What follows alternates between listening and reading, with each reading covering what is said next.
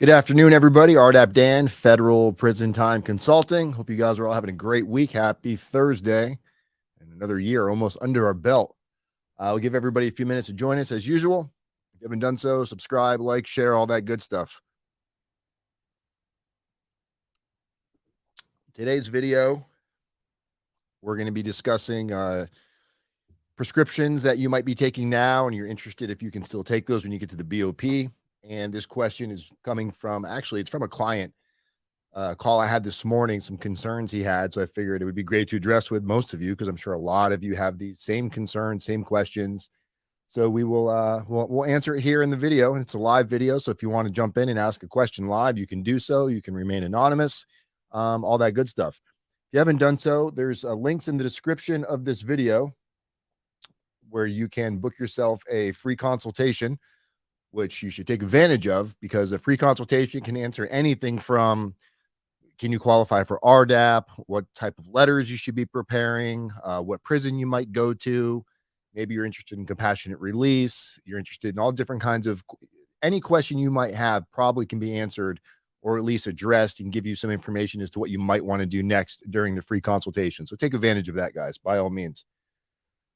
All right, let's see. All right, so the main purpose for today's video is I spoke to a client this morning who's currently on a prescription of Adderall, and is concerned whether or not he's going to be able to continue to get that prescription once he enters in to the Bureau of Prisons, the BOP, wherever he might land, wherever he's designated. You know, it's kind of a two-part question. So here's the problem with medical in the BOP, and we did a video on medical, on BOP in the medical quite a while ago. What you should expect for medical assistance, just the kind of the fears of medical in the BOP. There's a link in the description of this video for that video. I think we did that in like 2018 or 19 or something like that.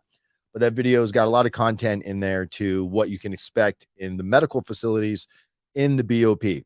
So, however, Adderall is a big question that a lot of people have, and other highly addictive narcotic types of prescriptions like Adderall, Percocets, painkillers, things like this. You guys might be on different prescriptions for this, and you want to bring your prescription history to the BOP. Problem is many times the BOP is very backed up on getting people's prescriptions to them. So when you first get to the BOP, I've had many of my own clients, and not just clients, but people that have reached out to us alike, that several weeks went by before they were given, and we're talking about regular prescriptions, like maybe you're on blood thinner or some sort of blood medication that you need to take for blood pressure, and you weren't given it for weeks until you got into the BOP. And this can create a lot of issues, because you may need these medications to not only survive, but to function. But when you get into other medications like Adderall and things like this, it can also have a highly addictive function associated to it.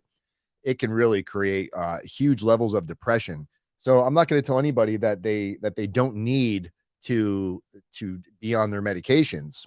But I'm going to tell you, just like I told my client this morning, if you have the ability to start weaning yourself off, or at least really reducing your dosage, maybe talk to your doctor. You definitely want to get some medical advice on this. Don't go off of RDAP Dan's advice on this. But if it were me and I was taking Adderall, knowing what I know, I would definitely talk to my doctor about either dosing down, trying to maybe go to every other day, because the last thing you want to do is get to the Bureau of Prisons and not be able to get access to this, especially if you're used to, a high milligram of Adderall on a daily basis. The drug is highly abused. It's definitely, it's up there with cocaine and things of that nature. Not to say you're using it for that purpose, but if you go look at the world of narcotics and the underground drug life, Adderall is one of those highly desired drugs from people that are going through drug addiction. With that said, it's also important that if you are currently struggling with any type of substance abuse or issues, or negative thoughts of suicide, maybe you're embarrassed, you don't know who to talk to, you definitely want to reach out to SAMHSA, which we got it listed on the bottom of the screen here. National hotline. You can reach out, you can talk to them. They might be able to point you in the right direction. Their website, there's a link in the description for their website, guys, so feel free to go over there, check out their website. This is definitely, if you're struggling right now, you want to make sure you're taking this real serious, because you don't want to go into the BOP with us with an addictive personality or a strong current addiction in progress, because you don't know what choices you might make in there. So take a look over at SAMHSA's website. SAMHSA stands for Substance Abuse and Mental Health Services. They've been around a long time. Their phone number is right there in the middle of your screen. It's also on the bottom of your screen, and it's also in the description of this video. So I can't really stress that enough. That could be a game changer for many of you. Take advantage. Don't just think you're going to get this handled when you get into the Bureau of Prisons. So we'll kind of go back to the question today that my client had. So the question my client had was, you know, what's it like getting your medication in the BOP? Are they going to give you a bottle of pills? How does it work? So they have main pill line where in the morning, in the afternoon, in the evening, if you're on medication that's once a day, twice a day, 3 times a day, you will be able to get your medication once you go through all of the hurdles and the hoops. But something like Adderall or another highly addictive prescription, they either may decide you don't need it, or B, they may switch you to something completely different, which doesn't, maybe in your opinion, or the way your body handles it, maybe doesn't feel like it's being dealt with the same way. So again, I strongly suggest, if you've got some time before you're going to go in, go talk to your doctor about trying to wean yourself off of this, because it can create some very nasty effects in there. Meaning there's going to be other people that are going to have access to these drugs too, whether they get them in illegally or whether they somehow are able to get them prescribed to them. A lot of these people, they go to pill line, they find a way to cheek their pills. And when I say cheek their pill, they put their pill in their mouth, pretend to swallow it, and never actually swallow it, come back in the unit and sell this throughout the compound. Or they're getting access to other drugs that give similar effects that you're either going to maybe, eat, snort, chew, I don't know, shoot up if they have a way to do that. You want to be really careful, because if you are really used to taking this, even if it's a prescription that you were prescribed for a legitimate purpose, doesn't mean it can't create a very addictive feeling from your body when you get in there.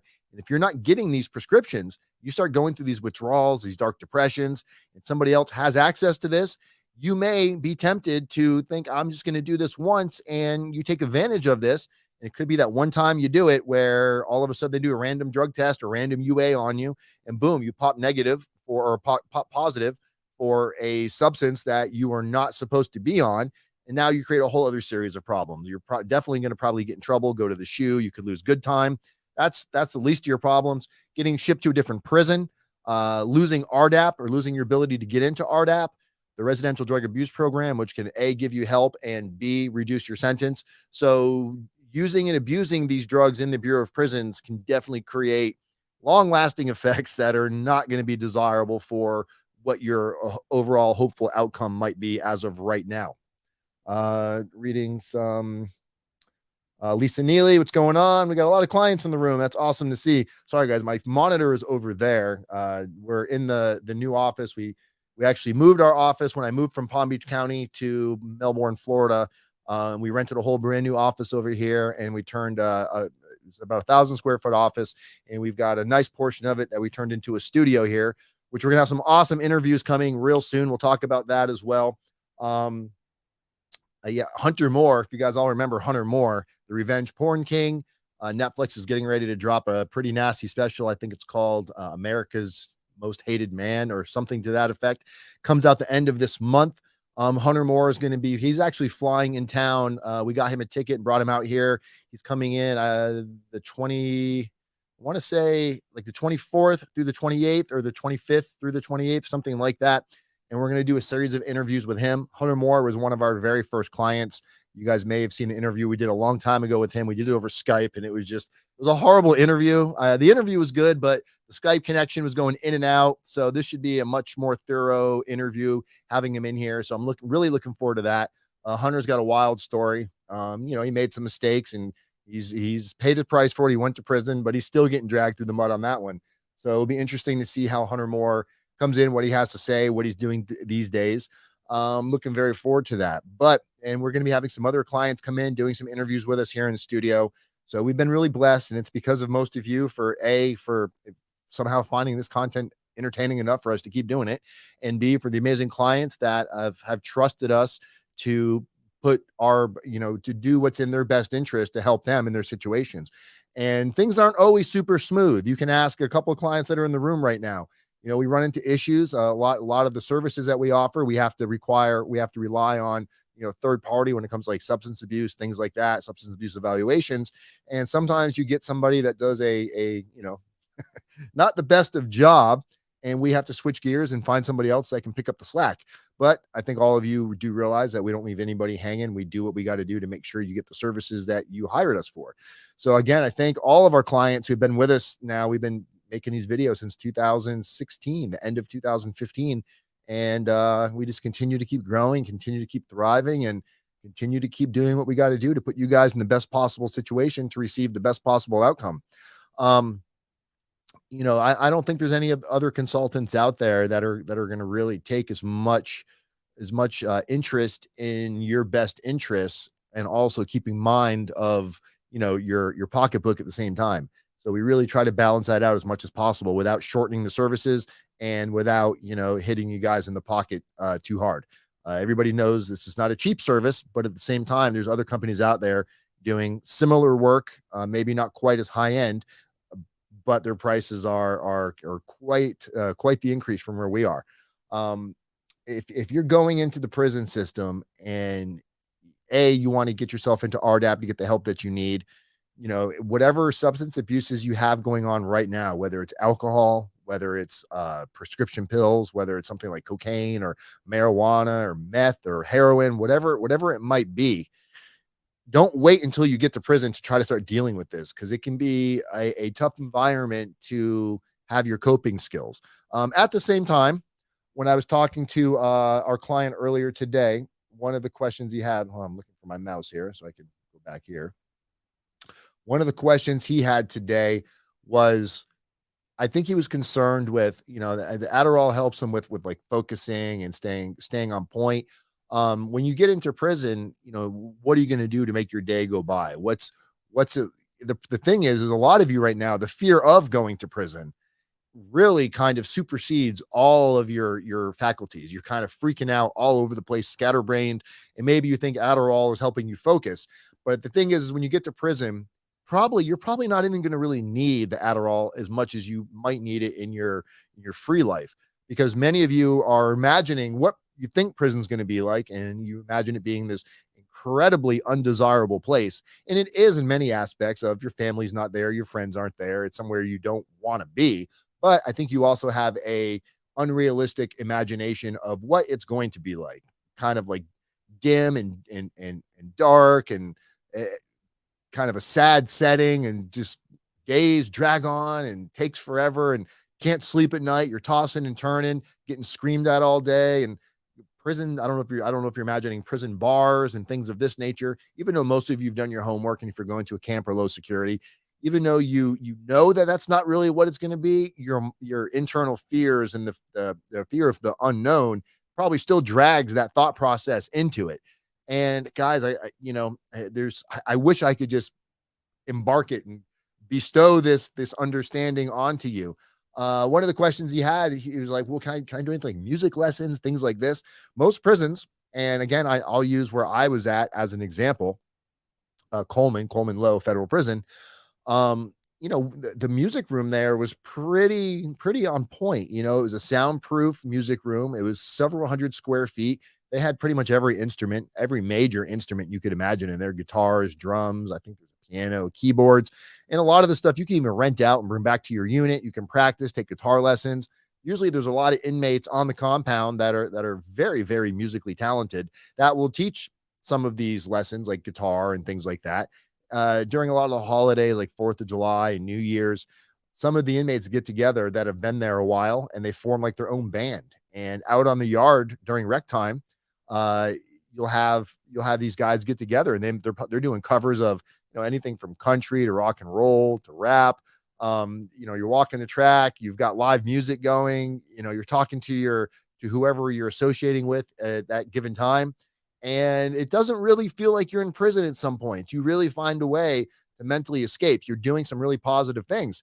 When you're not doing that, you're potentially taking classes, you're doing things like RDAP, you might be at your job.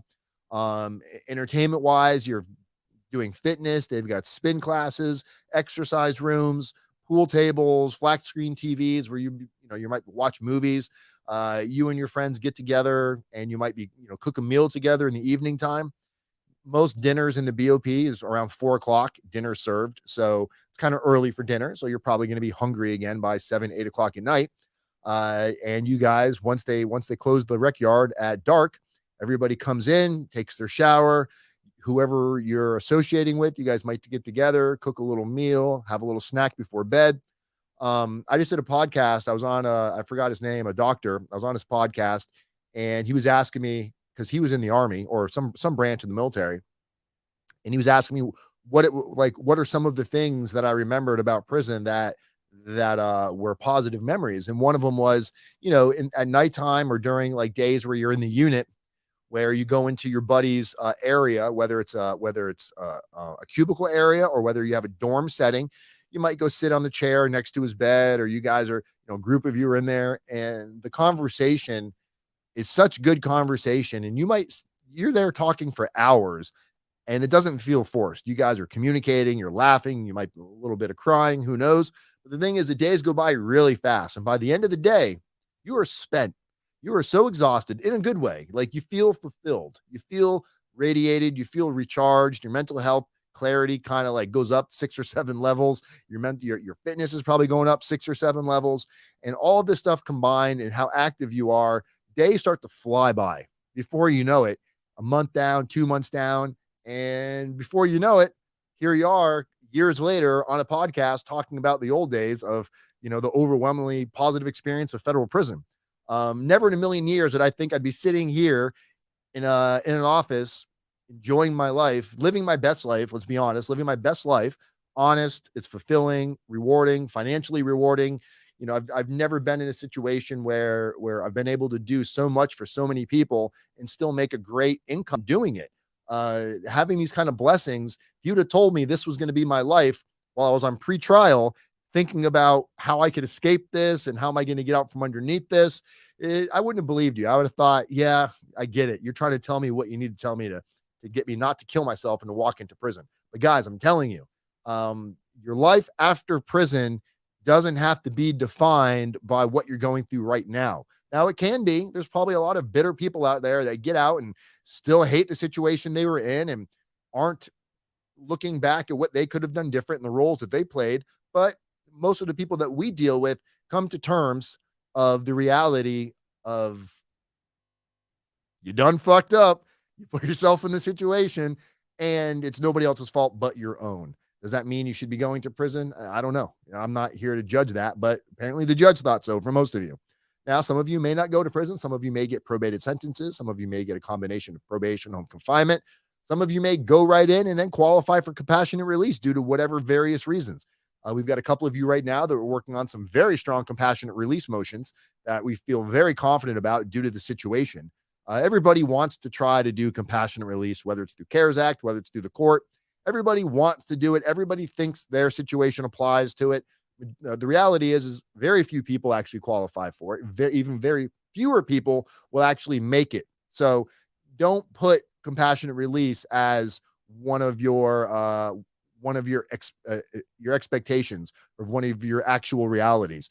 Now, if we tell you we feel like you got a good shot for it, that means definitely work your ass off towards it, but still have the mindset of, if this doesn't work, I need to have my checkbook balanced properly so my family's taken care of. My family knows what to mentally prepare for. And even though you mentally prepare for it, if you're trying to do compassionate release, I know you're hanging on from a thread and you're almost banking on it. Even if you're sitting here going, Dan, you're right, I get it, but you got to be prepared for that day of hearing the denied. And if you get you're approved, well, now go celebrate and tell your friends that RDAP Dan did it for you. But for real, guys, it's compassionate release is getting tougher and tougher. COVID, even though COVID is ramping up, everybody thinks if you're vaccinated, you're good to go. Now, I can tell you this after I take a sip of coffee. I will tell you this. If you are trying to do compassionate release, or even trying to get a self-surrender extension, and you haven't vaccinated, And I don't think people need to go okay, my personal belief doesn't matter. So whatever your personal belief on that is your personal belief. However, if you're trying to do compassionate relief due to things like, you're afraid of getting COVID and dying in the BOP, but you're unwilling to get vaccinated, once it goes in front of a judge, you can probably bet that part of the government's argument, because the government will object most times, it will object to a compassionate release attempt once it reaches the court. And part of the objection will be, if they were that fearful for their life, they would have gotten vaccinated, even though maybe you have a very legitimate reason for not being vaccinated. But unfortunately, your beliefs probably won't make it to the real reason. And it's very, very likely that that could be used as a strong reason for denial. So just letting you know, if it's something you are truly considering and you have not vaccinated and you're not willing to vaccinate, not saying that you can't try and that you can't get it. I'm just saying it potentially will decrease the opportunity and the chances of a successful compassionate release motion being granted. Let's read some notes. Oh, somebody just gave us some money. Who's this? Let's see. Let's put it up on the screen. Ricardo, thank you, sir. How is federal prison camp in California? Anyone know or been in Hurlong, Atwater, Mendota, Taft closed? Yes, correct. I guess it would be, it would kind of, and thank you for the donation, by the way. Also, speaking of donations, I just want to be clear here. Any donation that we receive here at Federal Prison Time Consulting, any donations we receive, we give back. We use it to help individuals that are in the BOP that are financially not well off. We use it for commissary. We use it for hygiene products. We use it for their phones. We use it for their core links, because all that stuff costs money. So much appreciated. That's awesome. To answer your question, how are the camps in California? The camps in California are pretty much like camps everywhere else. The difference is, now, if you're looking to do RDAP, there's no RDAP in the camps in California. If you're in California, the closest RDAP to you would be Sheridan, which is in Oregon. But if you have some other specific questions, Ricardo, on camps, but most camps are very similar. Your minimal custody, you could be out custody, camps and lows, half in one, half in the other. Everybody wants to go to a camp, of course, because it sounds like a better option, but I never made it to a camp. I went to a low, stayed at a low, did my RDAP at a low. I was camp eligible, but when I received my federal charges, I also had state charges at the same time for the same case. And when the feds picked it up, the state dropped it, but the state did something with the paperwork. They filed it improperly. And some reason it showed up that I still had pending cases, and actually showed up that I had a failure to appear and a warrant out for my arrest on a case that I'd already gone to court for.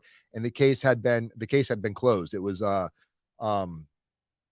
voided out. And the problem was, it took forever to get this proved. And by the time it got approved, I was already lined up to get into RDAP. So they asked me at the low, did I want to put in a transfer to go to the camp? And I didn't want to risk it. I just wanted to do RDAP. So I got into RDAP like a week later, and I'm glad I did now, because I ended up only doing 13 months and 42 months.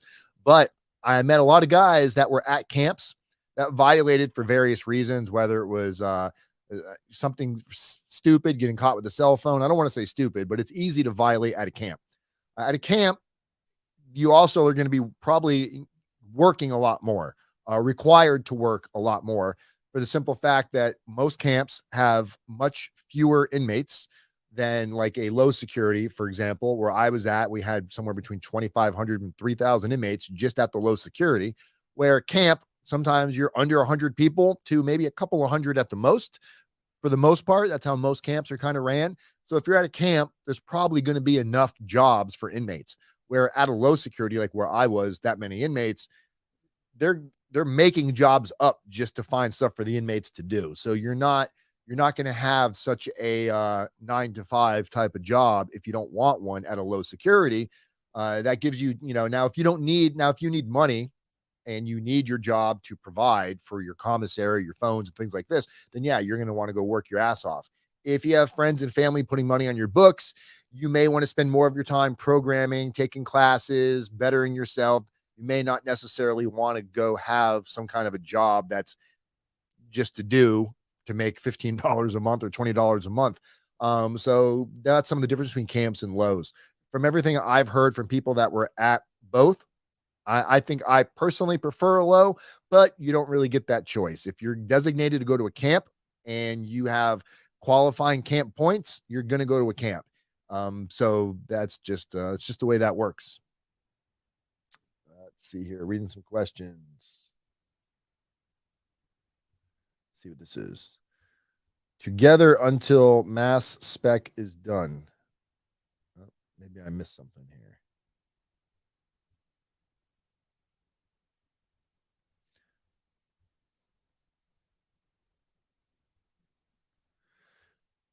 Sorry, reading through some of these messages. Oh, there you go. There's an answer for you, Ricardo. Juan was at Lompoc. It's chill, not too many programs. It's mostly like a work camp. That's kind of what we were just saying. A lot of camps are just tougher, man. Man, they're throwing the money around. Ricardo must have had a good week at work. Thank you so much, Bed. But had a question, safety wise. Have a friend that is going and wants to keep his low and read.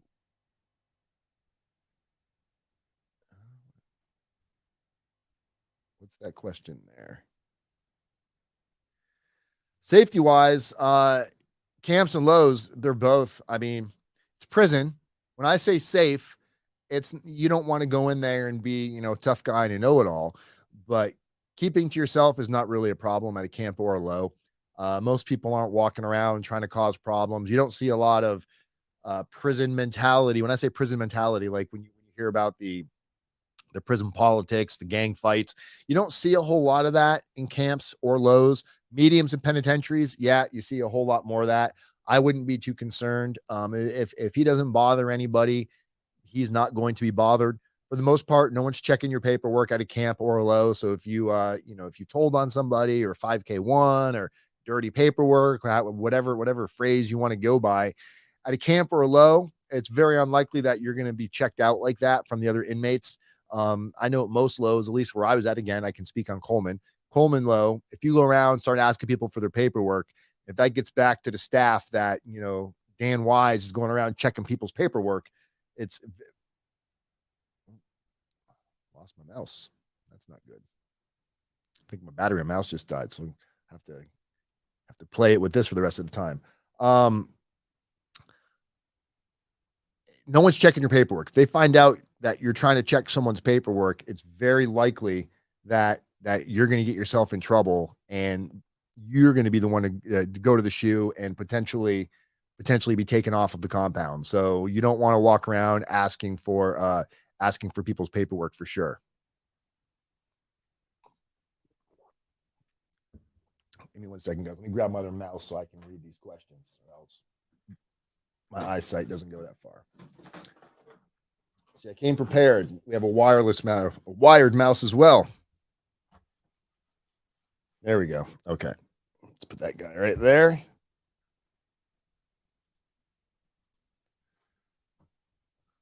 Looking at 50, how much time will actually be inside? Ricardo, I appreciate the donations. You don't have to donate for a question. It does make the question pop up for sure because it changes the color. But Ricardo wants to know on I'm assuming he's regarding 50 months. So we'll do the math for him real quick. Now I'm not calculating FSA credits because I don't know what programs you're going to do, but you can receive up to a year of First Step Act credit. So let's just calculate it without that first. So 50 months times 0.85, just on your good time alone, that brings you to 42 and a half months off 50. So without doing anything, just staying out of trouble, you're looking at 42 months. If you qualify for RDAP and you get into RDAP, you can receive up to 12 months off for RDAP. So let's say you do RDAP minus 12. That brings you down to 30 months. You can also qualify for up to a year of halfway house. Now, in the halfway house, you're still considered in the BOP, but for all intents and purposes, let's count the halfway houses off of this as well. So minus 12, that brings you to 18 months. And then with FSA, some First Step Act credits, I mean, it's very conceivable to do around a year or even maybe less on a 50-month sentence if everything fell into place the way it needs to be. But but I would say kind of bank yourself on like 18 to 24 months on a 50-month sentence with RDAP. Without RDAP, if you're not going to do RDAP, let's do that real quick for you. 50 times 0.85. So 42 months, just your good time. And let's say you only got 6 months halfway house. So the average worst case scenario on a 50-month sentence would be about 36 months on average worst case scenario. That's your good time with 6 months of halfway house. So I would say anywhere from 12 to 18 months, the best case scenario, up to about 36 months, the worst case scenario. Hopefully that answers your question. Thank you for the donations, my man. That money is going to really help somebody that's sitting in the BOP right now. So that is big kudos to you.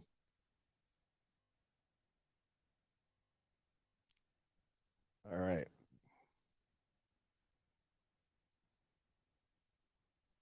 Oh, Todd. He's talking about Todd Hansen. Todd Hansen, again, one of our very first clients that he had a chunk of time and he's already home. So that just goes to show you how fast time can really fly, guys. Thank you, Juan. Juan, I know you're going to be looking forward to the Hunter Moore interview. But guys, I'm telling you, if you are on any kind of prescription pills or anything, if you're taking any kind of medications right now that affect your thinking and you're using it for depression, things like this, be very careful. I know everybody says, "Oh, just bring your prescription history in there and you'll have no problems." That is not necessarily true. There can still be massive problems. And even if you're to get approved for these medications, it could be sometimes a couple of weeks before they start administering it to you. So if you're used to a daily dosage of something and you really rely on that for your mental clarity, be prepared to not get that for at least a period of time, maybe not at all when you get into the BOP. And if you do get it, it might be a different version. It might have a different effect, might not be something you want to be on. So if you're really taking this serious, really start considering what you might be able to do to start getting yourself off of it. Because it could really create some problems for you and for your family if something bad was to happen from that. Todd was a good guy. Yes, he was. And yes, he is. He still is a good guy. Talk about him like he's dead, Kevin. Well, guys, this video today is just a quick one to kind of reiterate some of our clients on what you can do to better position yourself. If you do want to book a consultation, guys, here we can let's share our screen. We will share a Chrome tab and we will share. There we go. Okay. So on our website, guys, if you want to book a consultation, and again, when you first go to our website, you're going to see where it says start here. And when you hit start here, it will bring you to this screen. Fill all this stuff out, guys. Fill everything out. And this will bring you over to a calendar where you can book yourself a free consultation. We'll hop on a call. I know that's kind of hard to see. Maybe I can zoom in on that a little bit for you so you can see it. Maybe that's a little bit better. Book yourself a free consultation. Find out what we might be able to do to put you in the best possible situation to receive the best possible outcome, and do your homework. Don't take my word for it. If you spoke to other prison consultants first, or you spoke to me first, do your homework, check around. And if you're going to base it purely on price, I mean, we're probably going to be on the more affordable price side for services that you're going to get. But if you're basing it on, well, the more I'm paying, the better the service is going to be very careful on that. And, with us, you're always going to get to speak to me. You're not going to speak to a sales rep or somebody that's, glorifying somebody else's company. You're going to speak directly to us so we can make sure that you have the opportunity to know exactly what it is. There's no commissions built into it when we're doing it this way. So definitely do your homework, guys, because if you don't and you end up getting something lesser than, or a service that you're not happy with, you might be kind of stuck with it at that point. A, you might be out of money. B, you might have gone so far down the rabbit hole that now there's not enough time left to undo anything. And for the life of God, hold your attorneys accountable. Hold them accountable. We're helping a client right now, and it's so horrible. The attorney is this attorney is really dropping the ball left and right, especially when it comes to the pre-sentence interview. He just received his pre-sentence interview date, and he found out it's like, I want to say next week. And when the attorney sent over the email with because there's a packet, it's like 50 page, or it's like a 50-page packet you got to fill out, financials, all this stuff. The attorney actually sent the email string from probation. And first off, there was like a million emails from probation to the attorney where the attorney didn't answer any of them. And the one that had the packet for the defendant to fill out said, please have your client fill this out and get it back to us within 2 weeks. The attorney didn't even give it to the defendant until well after that 2-week period of time. Today, I'll read you the text message I sent the attorney. And Mr. Attorney, I hope you're reading this. God, I wish I could put this guy out there because I hate seeing stuff like this. We'll call the attorney Bob for all intents and purposes. It's not his name, but let's just call him Bob the attorney. Hello, Bob. This is consultant Dan Wise for Mr. Blank. We spoke briefly the other day on Zoom. It was brought to my attention that you had been requested to ask for an extension regarding the pre-sentence interview due to the fact the defendant did not receive requested package in a timely manner from your office. Can you confirm you requested the extension? Also, we would be interested in what explanation you provided for requesting the extension. We just want to make sure he has enough time to be properly prepared, as this packet is roughly 50 pages and should not be rushed, as I'm sure you would agree. I swear to God, I didn't get done typing that message and my phone rang, and it was Attorney Bob. And Attorney Bob said, hey, Dan, what is this about a extension request? Now, the defendant and his family had sent the request to the attorney through email several days ago. So for the attorney to say that to me is kind of like, do you not check your emails? Which we already know he doesn't, because we saw the email string where they go unanswered. And when I explained to him, I was like, well, he didn't get it as he was supposed to. The attorney's response was, well, he can just fill it out today and send it over to me and I'll shoot it over. This is the pre-sentence interview packet that details your entire life to present to U.S. probation, where U.S. probation is going to suck all this information in and make a recommendation to the court as to what type of sentence you should spend in prison. And your answer is just throw it together and shoot it over. That should never be acceptable, ever. So I explained to the attorney Bob that the defendant requested an extension, and I don't think he knew that there was an email string that he shared coincidentally. So when I said to him, well, we saw the email string where these things were requested and you never sent it, he got extremely defensive and said, I'll call the defendant and take care of it.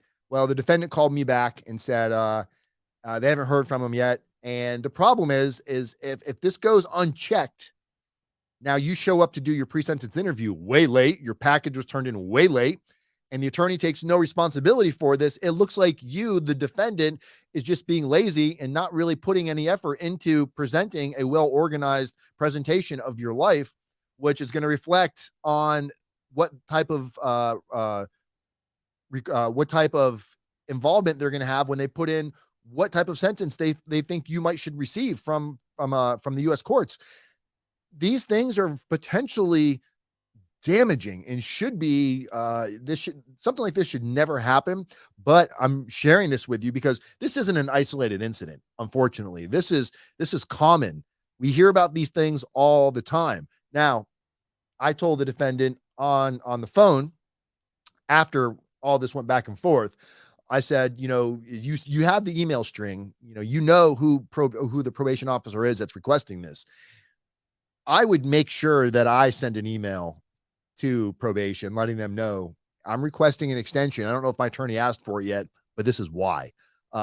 Look, at this point, you've already signed a plea agreement. You already kind of know potentially what you're looking at. I wouldn't be a lot of people are very afraid to rattle the nest with your attorney because, like, what if I piss my attorney off? So what? Your attorney's not the one facing a prison sentence. You are. So letting, and who knows, this may not have been the first complaint that they've gotten about this attorney. So bringing that, they might go, oh, Jesus, this guy did it again. You don't want that to reflect poorly on you or whoever your loved one is. You want to be able to present yourself as responsible and professional as possible. And it's impossible to do that if you just rely on the attorney to fall on the sword, which I don't know many attorneys that will. This might be why a lot of attorneys don't like to come on and be interviewed. At the same time, we have a lot of very good attorneys who have been using us for a very long time. And I think they appreciate the advice on giving our clients when it comes to what questions to ask your attorney to make sure that you have the best opportunity at having an outcome that it may not be the most desirable outcome, because let's face it, there's no such thing as a desirable prison outcome, but it could be a lot worse in many cases. And sometimes some of these punishments may be a reflection of the dropping of the ball from your attorney and you don't even know it. Could you imagine if they did not see that string and the government's like, where the F is the, US probation is, where the F is this package? I've been telling my client to get it. I'll get on him today. And then he turns it in and letting probation think the whole time that you've been, on your client. So it's very important to make aware that you're doing everything that you can do. So that's part of our job is accountability. When we hold you accountable too as a client, all of our clients will say, man, sometimes Dan, talking to you is scary because, we're not here to pat you on the back and tell you everything's going to be okay. We're here to recalibrate your brain and help you focus on what's going to make you more accountable, what's going to make you understand the damaging consequences. But we also work on what's going to keep your mindset positive and stop allowing you to drag your ass down and how unfair this is. And this person did this and this person doesn't like me anymore. It's what can you control? Are you getting up every day and making your bed? Are you doing things that are going to nurture and promote a healthy lifestyle? Because when you're doing positivity as much as positive in what you can control, I promise you from the bottom of my heart, it will spill over into the efforts you put in to helping create your better outcome, because it allows you to not just sit back and how frustrating and scary and daunting all this is. It's easy to dig yourself into a hole and watch movies all day long and go to try to sleep it through and not have to deal with it. But in the end, it's all going to be piled up and it's going to burst out the other end, and it could burst out into a longer sentence. So we don't really let our clients do that, or we try not to. Some of you, I even chase down. If I haven't heard from you after, a few days or a week, especially early on when there's a lot for us to be doing, working on letters, narratives, reference letters, mindset. When I don't hear from you guys, sometimes I get a little pestery and I'm like the call center guy, telemarketing. You see, oh, there's Dan calling again. Jesus Christ, Dan, it's dinner time. When are you going to stop calling? I'll stop calling when you pick up the phone and tell me you're not getting ready to jump off a bridge. I'll stop calling when you pick up the phone and say, hey, Dan, this is what I went and did today. I made this positive effort to not be so negative and to deal with this. This is what I had this conversation with my wife today. I had this conversation with my kids today. We're dealing with it. I want to see that you're dealing with the stress and the anxiety and not just letting it pile up so it has to burst somewhere. Man, coffee is a hell of a drug. Thank God you can have coffee in prison. That's the one stimulant they back in there. But guys, that's all I got for today's video. If you're dealing with anything and you're feeling suicidal, you're feeling helpless, reach out to SAMHSA. I think it's SAMHSA. I'm not even sure you pronounce the word, but the description's in the video. Our link is in the description. It's on the screen right now. I can't stress you guys, get help, reach out. If you need help from me, use the consultation link. I'm here 24/7, basically. RDAP Dan, Federal Prison Time Consulting. People up and people. Wait, we got one more question here. Can't leave Ricardo hanging. Ricardo, the answer is yes. You can get in for alcohol, anxiety, pain meds. Absolutely. Just to wrap this up for Ricardo, even if you're taking just pain meds through a prescription, if you can become addicted to prescribed pain meds. You don't have to be on the street buying black market pain medication. If you're on a prescription of pain meds, or you drink alcohol, I don't know, on a daily basis, weekly basis, if you feel like you have a problem with alcohol, you want to make sure that this is detailed, brought up, oriented during your pre-sentence interview. So when you get into prison, when you interview potentially the RDAP coordinator, the prison psychologist, whoever it might be, you want to make sure that you did your best to document whatever substance issues you may be struggling with. So yes, pain meds can qualify. Alcohol definitely can qualify. My qualifying factor was alcohol and nightly smoking of marijuana. That's what qualified me. You don't have to be, drinking into a stupor every night to where you become unconscious or slamming into trees or in a back alley shooting up heroin. It doesn't require that level of intensity to qualify for the drug program. It requires substance abuse and abusing whatever substance you may be taking. And abuse can come in different forms and sizes. So Nor you nor me are probably in any place where we can make that determination. That's why you have to do your best to describe everything you're doing. Now, if you do need assistance with that, part of the programming we do is we do have substance abuse evaluations where we can help you get evaluated properly with the understanding of the RDAP parameters to make sure that everything's documented in order. So if that is something that you feel you'd benefit from, link is in the link is in the description. All right, I think that's the last question. All right, guys. Well, look, I appreciate everybody that came on today that joined us. It was actually not a bad little stream for a Thursday afternoon. Wasn't planning on this today, but this morning I had a talk with one of my clients, and I realized how concerning it is for some of you that are on prescriptions right now, and how concerning it is whether or not you're gonna be able to continue those prescriptions. And the reality is, if you have a way to wean off of it through your medical doctor or through the proper advice, I would say do your best to do that.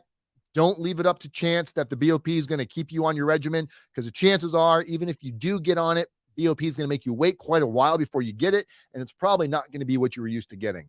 So do yourself a favor, do your homework, do your due diligence. I'm RDAP Dan, Federal Prison Time Consulting, people helping people, communities method, one day at a time. See you guys next week with Hunter Moore. Peace, everybody. I'm out of here.